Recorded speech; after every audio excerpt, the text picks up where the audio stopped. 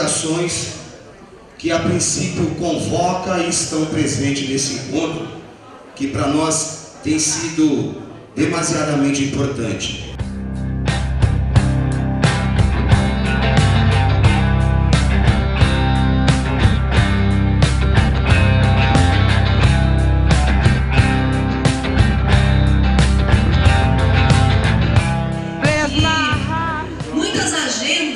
Estão se sobrecarregando, se sobrepondo, e isso, na verdade, é um sinal muito bom. Significa que as pessoas estão se movendo. Então, o fato de nós termos diversas entidades e organizações reunidas hoje, significa que existe um fator de ebulição. As coisas não estão paradas, as coisas não estão como um céu de brigadeiro, como nada estivesse acontecendo, como o governo federal quer dizer, como o governo estadual, com certeza do Rio de Janeiro e de São Paulo, também quer dizer, que eles aplicam na área social e está todo mundo feliz e contente, o país vai bem.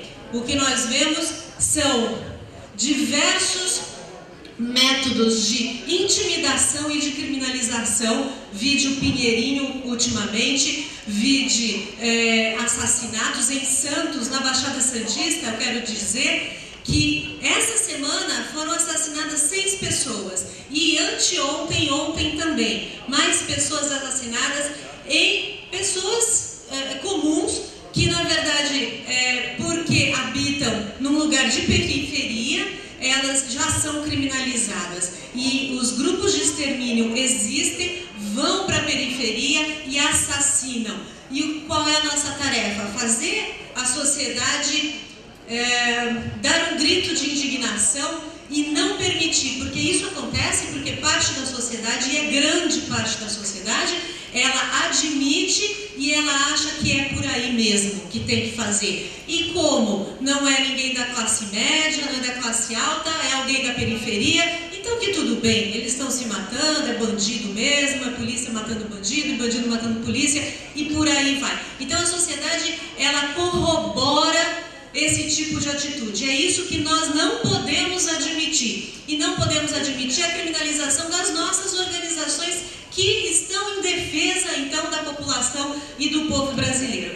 Então, é com muita alegria que eu pertenço ao Sindicato dos Bancários e nós estamos aqui com uma delegação de um ônibus, acabamos de chegar, que nós esperamos ter um bom debate e, com certeza, sair daqui alimentados para essa nossa gigante tarefa de transformar a nossa sociedade, transformar o mundo e fazer da nossa sociedade uma sociedade justa. É com um grande prazer que nós estamos aqui nesse primeiro encontro de lutadores para discutir vários temas importantes. A Helena já adiantou algumas questões.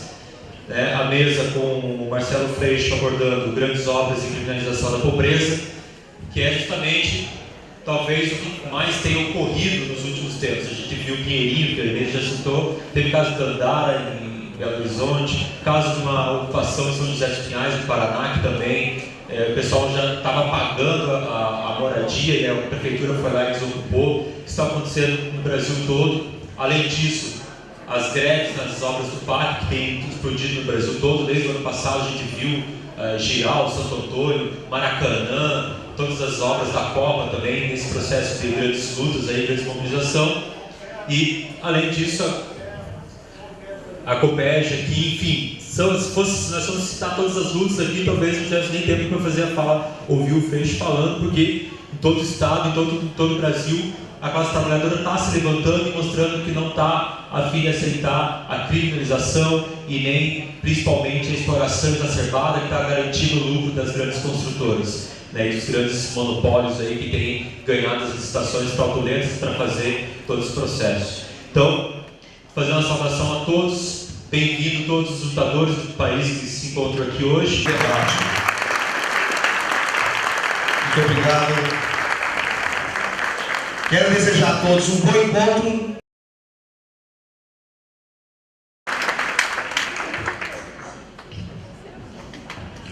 Boa noite a todas e todos. Boa noite. E eu estou com uma agenda enlouquecida, vocês podem imaginar. Ela é enlouquecida em tempos normais desse, né? E tem acontecido um negócio muito bacana aqui no Rio, que grupos dos mais diversos têm se reunido para debater a cidade, que é o debate que a gente vai fazer hoje. Então, do movimento do funk, aos donos de lan house, aos grafiteiros, essas galeras todas têm nos procurado, têm debatido a cidade. Aí quando eu peguei a minha agenda rápida essa semana, que eu falei assim, encontro de lutadores, eu falei, rapaz, até os caras, né, do MMA se organizaram aqui, rapaz. Mas, pô, a gente está num processo revolucionário mesmo, né? Aí eu continuei lendo, aí vi encontro de lutadores para discutir a criminalização da pobreza. Eu falei, para. Eu falei, aí é demais. Não é? Pô, os lutadores querendo se organizar para debater a Olimpíada, eu falei, pode ser. Mas os lutadores discutiam a criminalização da pobreza porque a revolução estava em curso e eu não vi, né? Aí eu falei, não deve ser. Aí, enfim, é um debate nacional. Mas é um debate nacional cada vez mais calcado numa concepção de cidade, que é onde a gente vive, né? Num debate, num conceito de cidade muito forte. Mas eu quero fazer algumas provocações, eu acho que 40 minutos é muito tempo, eu acho que todo mundo traz um acúmulo muito grande das suas lutas, dos seus espaços. Também quero ouvir, imagino que vai abrir para debate depois. Mas dizer que eu acho fundamental que a gente faça algumas reflexões para entender certas coisas. A década de 90, ela é uma década decisiva para a gente entender no país o que a gente está passando hoje, né? A década de 90, ela é uma década que traz a vitória de um determinado modelo. Se torna hegemônico no Rio de Janeiro e no país inteiro, em todas as grandes cidades isso é mais forte. A vitória de um projeto de Estado mínimo, né? O que a gente tem acúmulo sobre isso? Todo Estado mínimo, em todos os lugares do mundo, só se faz vitorioso porque existe um Estado máximo de repressão. O Estado mínimo só se sustenta porque ele é amparado por um Estado máximo de repressão. Então, essa é a primeira provocação que eu acho que a gente precisa tomar cuidado quando a gente reclama da ausência do Estado. Isso é muito comum, né? Nós vamos olhar para as regiões mais pobres de cada uma das nossas cidades, a gente fala, o Estado aqui é ausente. Eu, particularmente, acho um equívoco nosso dizer que o Estado é ausente. O Estado não é ausente. E esse é um projeto de Estado onde ele é mínimo no que diz respeito à sua capacidade de interferir na sociedade, mas ele é máximo no controle dessa mesma sociedade. E para isso um processo de criminalização sobre esses setores mais pobres é decisivo. E quem opera essa criminalização é o Estado. É o próprio Estado. Então, se o Estado opera um processo de criminalização, ele não é mínimo. Ele é mínimo economicamente e ele é máximo no que diz respeito ao controle. É o mesmo Estado. Não tem dois. Nesse sentido, a década de 90 consolida esse Estado mínimo e esse Estado máximo de repressão. E é importante pensar a década de 90, porque a década de 90 é a década que é a primeira década depois da ditadura militar, né? Nós saímos em meados da década de 80 da ditadura militar e a primeira eleição direta para presidente em 89, né? O Collor assume em 90. Então a década de 90 é uma década que, olhando rapidamente, é a década que marca um processo de transição para o que se chama oficialmente de processo democrático, né, vindo da ditadura, mas é exatamente na década de 90 que se consolida esse modelo de Estado mínimo vitorioso. O que isso traz na nossa reflexão? O que isso traz para a gente, para o tema que a gente está debatendo hoje, que é a criminalização da pobreza e daqui a pouco esses grandes eventos, enfim, esportivos ou não. Essa década de 90 consolida um modelo onde uma parcela da população brasileira não serve mais. Tem uma parcela da sociedade brasileira que ela é supérflua. Ela precisa ser eliminada. Ela precisa ser destituída de significado, destituída de existência. Vivendo ou morrendo, não importa. Mas uma parcela de brasileiros não servem a esse modelo. A nossa economia e o lucro do capital não vem mais da produção. Ele passa a ser absolutamente especulativo. Então, uma parcela grande do que poderíamos em outro momento chamar de exército de reservas perde seu sentido. Exército reserva é outro. Esse não é mais exército reserva. É uma população destruída de existência. E aí começa o processo de criminalização da pobreza, que é fundamental a gente entender, para entender o papel do Estado e a nossa resistência a esse modelo. Por quê? O inimigo na ditadura militar, qualquer Estado totalitário precisa da imagem do inimigo, de um inimigo interno. Qualquer Estado totalitário. Na ditadura ele era muito visível, ele era dito. É só pegar o texto do AI-5, que nós vamos perceber claramente quem a ditadura diz que é o inimigo. Está lá, está escrito, eles escrevem isso. Subversivos, jovens, né? Está lá, está escrito. Quem são os inimigos desse Estado democrático da década de 90? Porque o Estado não tem relações autoritárias, porque para ele ser um Estado mínimo, ele tem que ter uma relação totalitária e autoritária com uma outra parcela da sociedade. Quem é o novo inimigo público desse Estado brasileiro na década de 90? Eu não sei quem é, mas sei a cor que ele tem e sei onde ele mora. O inimigo é quem sobrou de uma sociedade de mercado. O inimigo é quem está fora de um processo de consumo. O cidadão consumo não é para a cidadania do consumo, não é para todos. Isso nós vamos ver na organização dos grandes eventos olímpicos. A reforma do Maracanã, por exemplo, eu imagino que isso aconteça em outros estados, e em outros estádios também. A reforma do Maracanã, a primeira coisa que eles fizeram foi acabar com a geral. A geral do Maracanã era aquele setor mais popular, que as pessoas assistiam o jogo em pé e era bem barato, né? Porque é isso, não é para você. Agora, a elitização dos esportes é acompanhada da elitização das cidades. As cidades ficam mais caras e o processo de remoção só pode ser entendido se nós entendermos essa concepção de cidade, onde se ilustra, onde se simboliza, onde se caracteriza muito bem esta concepção de Estado que começa a se tornar vitorioso e hegemônico na década de 90 e que hoje é muito visível, muito visível. Essa parcela que sobra da sociedade de mercado, ela precisa ser eliminada. Ela é eliminada imediatamente do mercado de trabalho. As taxas de desemprego são altíssimas, né? Em 1990, segundo o GES, o tempo médio do desemprego de um trabalhador brasileiro era de 15 semanas. No ano de 2000, passa a ser 40 semanas. Porque a exclusão desse setor não é uma exclusão que pode ser só econômica. Ela precisa ser uma exclusão social e política. Então, esses setores que estão fora dessa sociedade consolidada, nesse Estado mínimo, dessa sociedade consolidada na década de 90, mais do que excluídos, eles precisam ser criminalizados.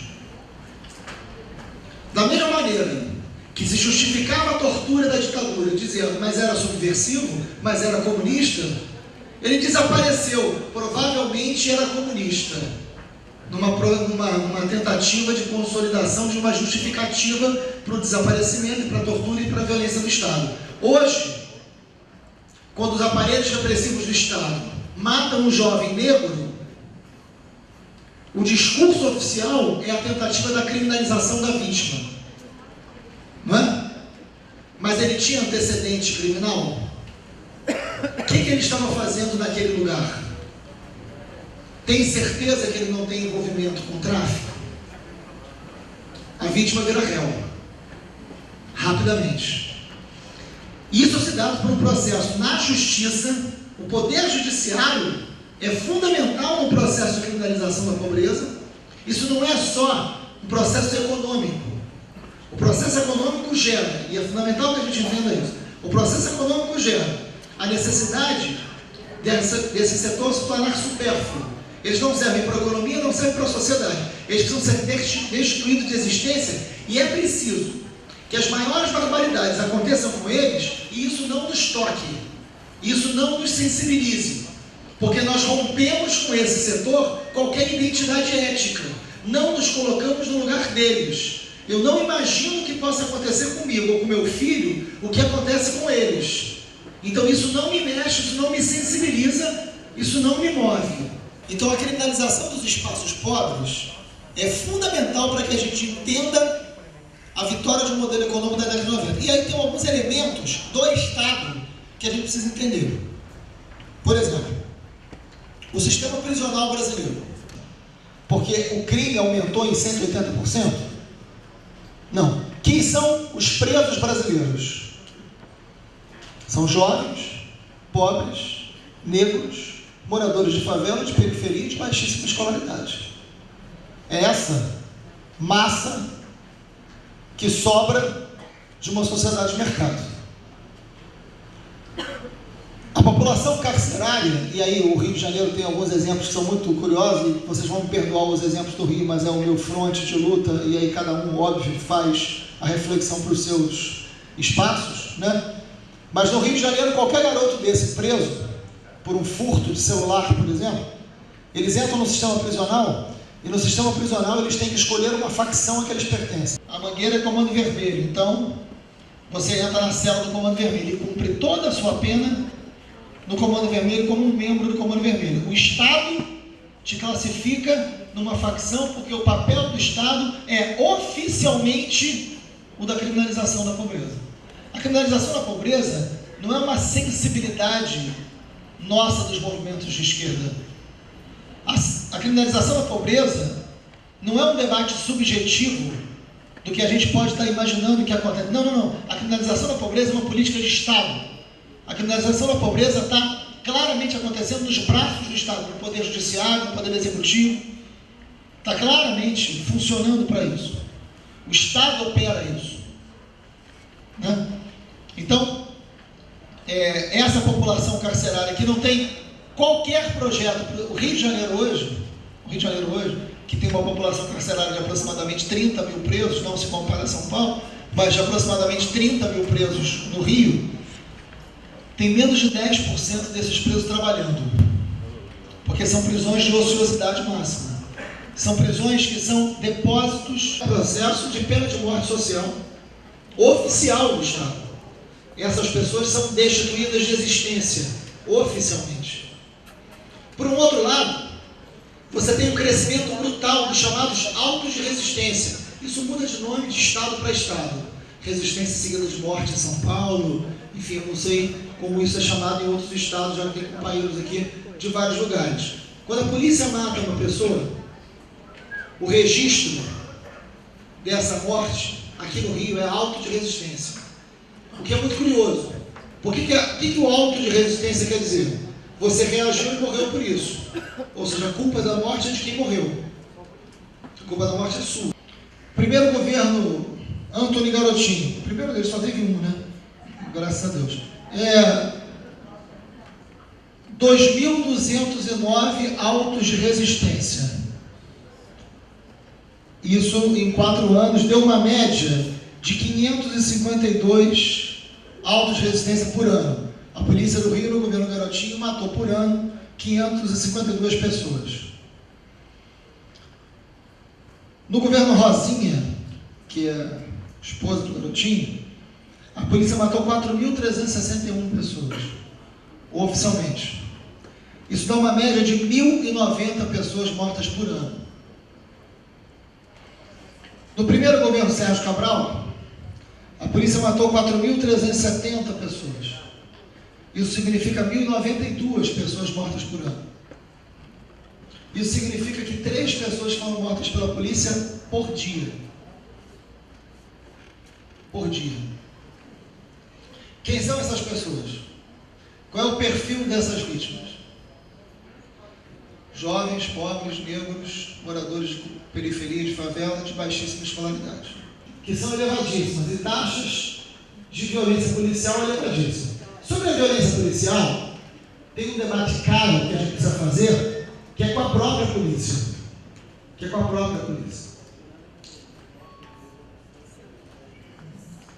Porque se formos olhar o perfil das tropas, é muito parecido com o perfil das suas vítimas. O que é uma interessante comparação. Teve uma vez, e foi a única, eu fui convidado para falar no BOP sobre esses assuntos. O BOP é o Batalhão de Operações Especiais do Rio de Janeiro, que ele é fundamentalmente treinado para matar, né? Os carros do BOP sequer têm caçapa para botar preso, porque eles não saem para prender, né? Então, se alguém quiser se entregar, não dá, porque não tem onde carregar, né? Que é sintomático. E teve um debate no BOP que eu estava olhando para a tropa, o debate não era tão simpático assim, e chegou um momento que eu olhei para a tropa e falei, olhem para o lado, percebam quem está sentado do seu lado. E aí ficaram meio desconfiados. Eu falei, é isso, homens de preto, homens pretos, vestidos de pretos, quase todos pretos, matando homens pretos. A prisional, seja nos braços da repressão do Estado, ela precisa ser executada antes da sua concepção de existência, porque senão não é possível. Porque não é possível operar isso normalmente em qualquer sociedade. A taxa de homicídio para 100 mil habitantes da Europa é de 2 homicídios para cada 100 mil habitantes. De 2 homicídios para cada 100 mil habitantes. Hoje, a taxa no Brasil é de 26 homicídios para cada 100 mil habitantes. E ela baixou em alguns lugares, como no Rio de Janeiro, que baixou muito. Depois a gente fala por que e pensa sobre isso. Mas ela baixou. E é bom que tenha baixado. Mas a taxa de homicídio é de 26 homicídios para cada 100 mil habitantes. Se você for na população jovem, de 15 a 24 anos e negra, essa taxa vai para 80 homicídios para cada 100 mil habitantes. Tem um genocídio. Hoje, nesse momento, tem um genocídio acontecendo sobre a juventude pobre e negra do Rio de Janeiro e de várias outras cidades. Tem um genocídio em curso. Se não for hegemonicamente construído um Estado que criminaliza a pobreza, esse tipo de coisa não pode acontecer sem sequer qualquer manifestação contra isso. Qualquer manifestação contra isso. Qual foi a última reportagem que vimos em qualquer veículo de comunicação sobre o genocídio da população jovem e negra? Quem lembra do último? Não lembra. Não lembra. Não tem. Que diz respeito ao Caveirão. Eu não sei aí em que estados isso já existe ou não existe. O Caveirão é um carro da polícia, blindado, todo preto. Ele é chamado de Caveirão porque ele começa no BOP, que o símbolo é uma caveira, por isso o nome fica apelidado de Caveirão. Ele é todo blindado, ele tem lugares para que os fuzis saem, ele tem um alto-falante, ele entra atirando para todos os lados de uma favela, e ele tem um alto-falante que quem está lá dentro fala algumas coisas, né? E isso eu já vi em alguns momentos, isso já foi gravado. A fala mais comum é: sai da frente e vem buscar sua alma. Então você imagina um carro preto entrando numa comunidade, numa favela, atirando para todos os lados e falando: sai da frente e vem buscar sua alma. Filhos, mesmo que eu não tinha com quem deixar. E num dia desse, a gente acabava a aula, sempre ia lanchar numa padaria perto. Eu estava com o Daniel, que era filho de uma das mães, na minha mão para atravessar a rua. E ele já era um menino de, imagino que uns 9 anos naquela época. Quando a gente foi atravessar, ele começou a tremer. Ele não andava mais. Quando eu olhei, ele tinha se urinado todo. E ele era um menino muito esperto. E eu não entendi. Eu falei: o que houve? Está passando mal? E ele nervoso. Do outro lado da rua tinha um carro forte. Esses de entregar, né, carregar valores, dinheiro. Carro forte, mais escuro, mais cinza. Quando ele viu o carro forte, o menino teve uma crise nervosa. Ele não conhecia carro forte. Para ele, era o Caveirão, né? Porque, enfim, o que isso significa? Enquanto instrumento do Estado, o que isso significa? E um outro é que a Regina Casé fez uma vez com o Estevão Ciavata um videozinho muito interessante, que passou no Fantástico, depois deu um problema danado lá dentro, que era, ela ia para uma escola particular da Zona Sul do Rio, a Zona Sul do Rio é a zona mais rica, e ela perguntava para as crianças, assim: de que você tem medo? Aí na hora que ela perguntava isso, as crianças diziam: eu tenho medo escuro, eu tenho medo, enfim, do bandido, eu tenho medo do assalto, eu tenho medo disso, tenho medo daquilo. As crianças iam respondendo os seus medos, né? E aí ela falava: na mesma Zona Sul. Aí ela subia a favela do Vidigal, que ficava a 300 metros da escola que ela tinha perguntado isso para as crianças. Eram crianças de 12, 13 anos. Aí ela pega crianças de 12, 13 anos, da mesma idade, no morro, e pergunta: você tem medo de quê? Todas as crianças da favela responderam: eu tenho medo do caveirão. O caveirão. Isso aparecia nos desenhos da escola, né? E aí eu fui fazer um debate, essa história só pode descontrair. Eu fui fazer um debate fora do Brasil, numa campanha contra a utilização do caveirão, e eu levei esse vídeo que a Regina Casé fez, só que eu editei, eu só peguei a imagem do caveirão. Então era um carro preto, blindado, com uma caveira desenhada, entrando na favela à noite, atirando para tudo quanto é lado, e o alto-falante sai da frente e vem buscar sua alma. Eu passei essa imagem e cortei o filme. E voltei para um debate, que era um debate de universitários, na Espanha. Aí eu falei: bom, essa é uma cena que acontece todos os dias nas favelas do Rio de Janeiro. O que vocês acham? Mas não falei nada, não expliquei, não falei nada, só mostrei a imagem. E aí um silêncio. Aí uma estudante levantou e falou assim: isso é um absurdo. Aí eu falei: por quê? Um carro desse tamanho, atirando desse jeito, falando essas coisas, por que a polícia não prende? Pode ocorrer por quê? Pode ocorrer porque acontece num território que está marcado para que isso aconteça. Isso jamais aconteceria em qualquer outro lugar que não tivesse a presença da favela, que é o espaço do inimigo, o espaço do controle, o espaço do autoritarismo do Estado. Nenhum outro lugar, mesmo que tivesse crime, mesmo que tivesse violência a ser enfrentada, não seria enfrentada dessa forma. Porque não se trata de enfrentamento ao crime, se trata de enfrentamento à pobreza, se trata de enfrentamento de controle do espaço pobre. Não tem a ver com crime. Não tem a ver com crime. Não é um instrumento para enfrentar o crime. É um instrumento para se controlar os setores pobres. Ah, mas o crime não tem armas? Tem, claro que tem. E quem vende? E por onde passa? Não há uma boca de fumo do Rio de Janeiro que não pague propina, que não funcione à base de propina. Quem controla? Não são espaços de Estado ausente, são espaços de Estado leiloado. É diferente do Estado ausente. É um Estado leiloado. É um Estado que nesses territórios, e é fundamental entender a relação entre Estado, território, governança e soberania. Esses são 4 elementos decisivos para que a gente entenda o modelo de cidade vitorioso dessa década de 90, que hoje é tão claro. A relação Estado, soberania, território e governança. O Estado é leiloado para interesses privados e muitas vezes criminosos que compõem as forças políticas desse Estado. É isso que mais tarde vai desembocar no que a gente vai chamar de milícias aqui no Rio de Janeiro, que é a sofisticação dessas relações violentas nos territórios de pobreza criminalizada, onde essas pessoas são donas do território, são donas da vida e da morte, que elas decidem quem vai viver e quem vai morrer, são donas do processo eleitoral do local, e é crime ganhando projeto de poder e se transformando numa máfia. É isso que a gente chama de milícia aqui no Rio.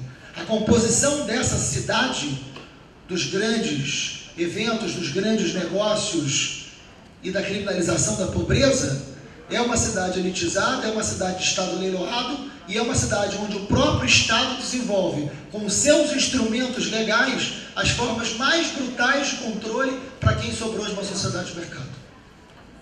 Esse é o processo que a gente precisa enxergar. Não é Estado ausente. É um Estado leiloado. E esse projeto é muito eficaz. A nossa luta é uma luta pedagógica, uma luta política e pedagógica de entendimento, de compreensão desses processos.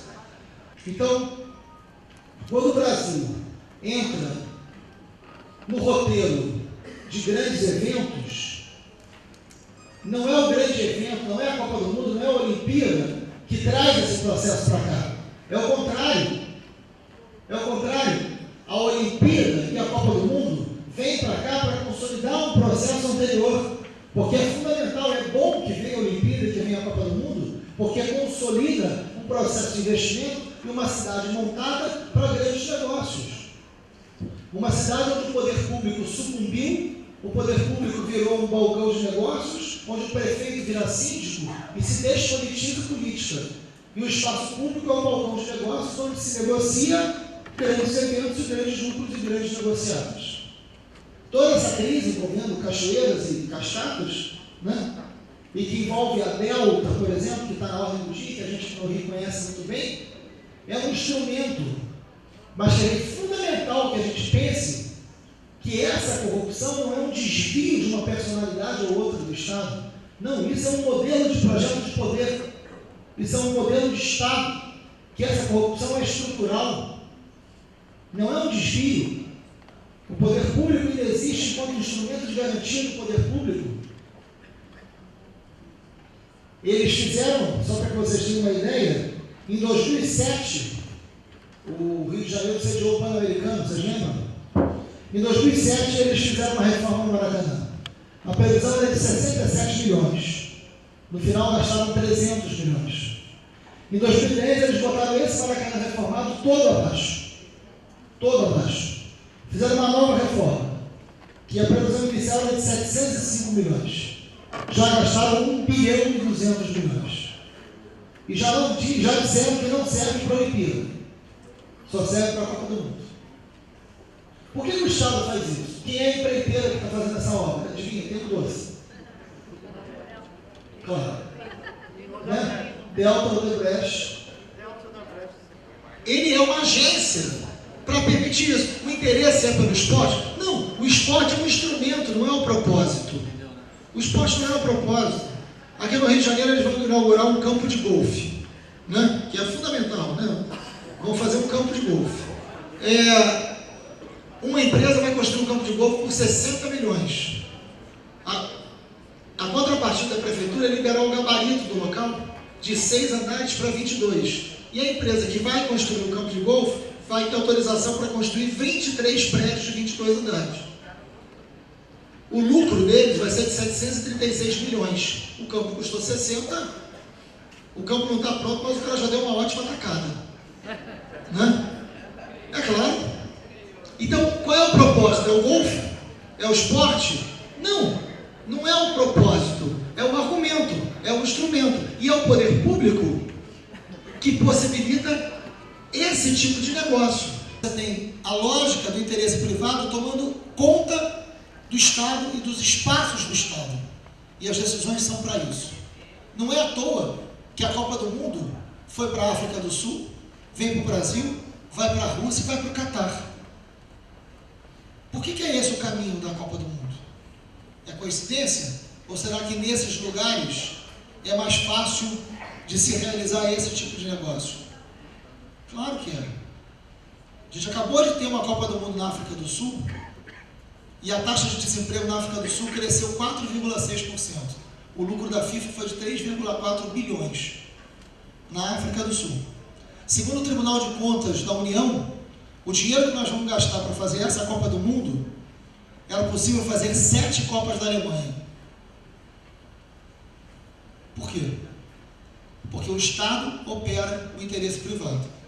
Então, essa luta pedagógica, a gente precisa entender que a criminalização da pobreza é resultado de é resultado da vitória de um projeto hegemônico de um Estado que começa na década de 90, que tem um resultado que é um genocídio sobre a nossa juventude e que tem, nesse modelo de cidade, que é onde a vida da gente acontece, é onde a relação Estado e sociedade se faz verdadeiramente o seu auge de um modelo de grandes negócios. Esse momento em que a gente vive a Copa do Mundo, e é interessante em todos os lugares, aliás, parabéns aos comitês populares da Copa que se espalham pelo Brasil, né? Por que a remoção está na ordem do dia de todas as prefeituras? Porque é fundamental preparar as cidades para os grandes espetáculos. O cidadão é o cidadão do aplauso. Você sai de casa para bater palma. Você, como Lima Barreto, você não é povo, é público. Você sai para aplaudir grandes espetáculos. A sua cidadania é a cidadania do aplauso. A sua cidadania não é uma cidadania da coisa. Quais são os canais hoje nas cidades brasileiras que te permitem participar das decisões sobre o transporte, sobre a educação pública, sobre saúde? Quais são os hospitais que têm gestão democrática sobre os recursos públicos da saúde pública? Quais são as escolas públicas que têm plano de cargos e salários e gestão democrática dessas escolas? No Rio de Janeiro, nem eleição para diretora a gente consegue no governo do Estado, né, Gracinha? Então, você tem um efeito cada vez mais distanciador desse cidadão com as decisões do Estado e, ao mesmo tempo, um Estado de espetáculos. Agora, o mais importante nesse momento para a gente é a gente entender qual é o nosso papel.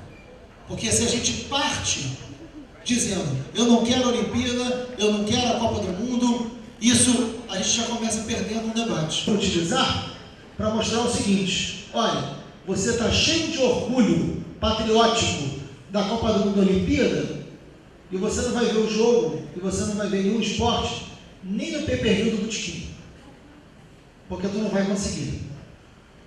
Né? 170 mil pessoas sendo removidas. Isso é o número de uma cidade. Tem uma cidade inteira sendo removida para a lógica dos grandes espetáculos. Porque a elitização dos esportes é acompanhada da elitização da cidade. As remoções não acontecem porque essas populações estão vivendo em áreas de risco. As remoções acontecem pelo interesse único e exclusivo da especulação imobiliária, que tem no Estado, no poder público, o agenciador dos seus interesses. O mais importante para nós, companheiros, é deixar claro que essa corrupção, que hoje a sociedade está absolutamente indignada, qualquer boteco, qualquer poste, qualquer ponto de ônibus que você conversa, as pessoas estão indignadas. Não estão indignadas por um desvio de caráter, por um vacilo, por uma bobagem do governador, não, é por um projeto político de uma concepção de cidade, de uma concepção de Estado, tal, uma relação corrupta. Porque o Estado não é um instrumento garantidor dos interesses públicos. Porque a lógica do governo é uma lógica para garantir o lucro do capital privado. O Rio de Janeiro comemora a existência das UPPs, e com isso eu termino. E se você pegar o mapa das UPPs, das unidades de polícia pacificadora, o mapa é um mapa de um projeto de cidade. É o corredor hoteleiro da Zona Sul, é o entorno do Maracanã, é a zona portuária do projeto Porto Maravilha e a Cidade de Deus, o único lugar que não tem limite em toda Jacarepaguá. O mapa das UPPs é um mapa do investimento do capital privado. É para produzir obediência nas áreas estratégicas de uma cidade que interessa a um grande capital. Isso não é por acaso, isso quer dizer que não tenha avanços e coisas importantes na UPP? Tem, nós podemos reconhecer, mas a lógica das UPPs não é feita para o morador da comunidade. Porque sobe a polícia, mas não sobe saúde, mas não sobe educação, mas não sobe políticas de emprego, não sobe valorização da vida juvenil. Então é um projeto de cidade que nós temos que dizer que não aceitamos. Que nós temos que dizer que temos outro projeto. Que a nossa cidadania não é do aplauso. Que nós não aceitamos o sucateamento da saúde pública, porque nós não aceitamos a ideia de que tudo que é público é ruim. Não é verdade. Nós não aceitamos de que é atrasado defender a saúde pública, porque os lugares mais avançados do mundo, a saúde é pública, a educação é pública e tem qualidade. Não aceitamos o sucateamento da saúde pública com o discurso de que o que é público não serve apenas para viabilizar as terceirizações e as privatizações dos setores estratégicos e transformar tudo isso num grande mercado onde a agência desse mercado está depositada dentro do poder público.